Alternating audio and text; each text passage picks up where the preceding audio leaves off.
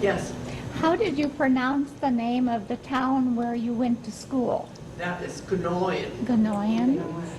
And what became of Aunt Liesel? And Liesel finally, Aunt Liesel had such a tough life too. She had trouble with men too. And finally, when she, I always felt so grateful to her that she took me in, even though she didn't have anything. She still let me stay with her. And then I kind of worked on my end that we could sponsor for her and her new husband to come to America, and she finally did. Yes. But then after 17 years, they went back to Germany, and then she died. So, yeah, she was a great lady too. Okay, I guess that's all the questions we have. Yes, one more. I'd just like to comment with what's been going through my mind. I have 7 granddaughters from the ages 7 to 20, and it just spoke, of the ages. I just, the way you could process things at 11 and 13 and 16 is, it was just a total different life. It's just like nothing that exists anymore today. Thank God. I just hope it never comes back. when you said that, I think you were 11, that you just didn't understand it. No. I think of my Camille or whatever, and then when did you begin to understand it? At what age? 13, 12, 16? Right after, when I was about 12, after the assault, and I just turned into a different person. There was, first of all, there was no childhood, but then all of a sudden I became so determined and angry, and that was not good. When I came to America and saw all these young teenagers giggling around here, I thought they were all so stupid and silly. And it didn't take long. I was just like them. All I needed was some freedom. Are any of your siblings here? About my brother, yes, but he lives in Las Vegas now, my deaf brother. And because he wasn't sterilized, he has wonderful children and grandchildren. And one of his daughters just came to visit from Germany. So that was great. Yeah. Her name is Regina, too. We have more Reginas in the family. Your other brothers? They both died. Yeah. Right. Yes, Have you returned to your hometown in Germany? once. Once. After And what are 40 your impressions of it? After 40 years, this was in 1990, I went back for the first time, and I visited my friend Henny, who helped me with the escape plan or warned me, they would be getting me.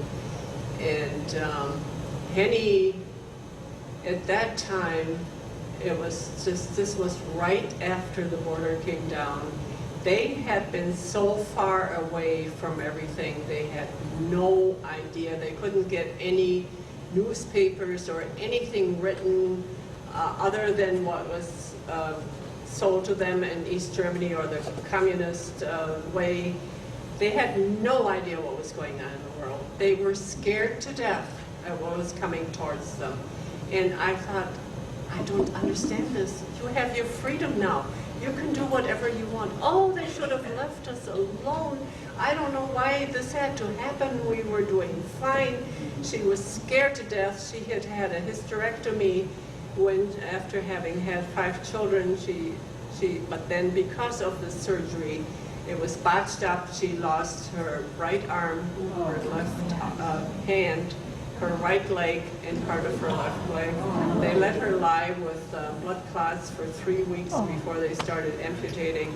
They pulled a sheet over her head, and she said, "I'm not dead yet. Don't roll me out." So then they started amputating, and she actually recovered. But she wasn't the same person that I had left, and she just wanted to be left alone. They didn't have a phone, they didn't have anything. 2 years later, I went back. In the meantime, they had television, they had all new furniture. Everybody had a phone, they had cell phones all over the place. And I said, Henny, do you still feel that way? And she said, I never told you that. I love my life now. That's how people can change, yes. I'm wondering why Jan left France. He was a prisoner of war.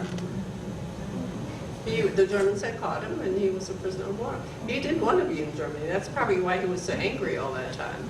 He was a farmer. He really wanted to be home and doing his own farming. So his punishment was to help local farmers? Actually, yeah, it was, you know, the prisoners, the French prisoners were actually treated quite well. They could come and go all day long. I mean, they had to go to sleep in a kind of a barrack and what used to be a barn. But during the day, they could come. The only thing that I remember that he couldn't eat at the same table with us. He had to sit at a separate place. And that was pretty hard. We had a very small house and a very long table. So whenever my mother, we had windowsills that were pretty wide. My mother would take his plate and put it on that, but that was right next to the table. But it was not sitting with us then, you know. But other than that, the French prisoners were not treated badly. The Russians were treated badly. And the Germans had to pay for that later. Yeah. Yes.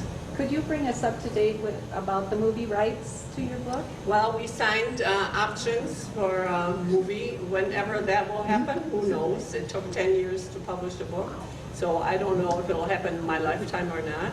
But now I have some news. It will definitely be translated into Polish. So that's one thing.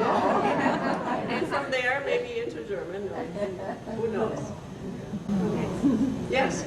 You mentioned a couple of times those that rebelled against Hitler had to fear being sent to concentration camps. Right. Were those the same concentration camps that they sent the Jewish people to? I assume they were. Would their fate have been the same? I don't know. We didn't have any in our area that I know of, but I know they called them concentration camps. They were not the same.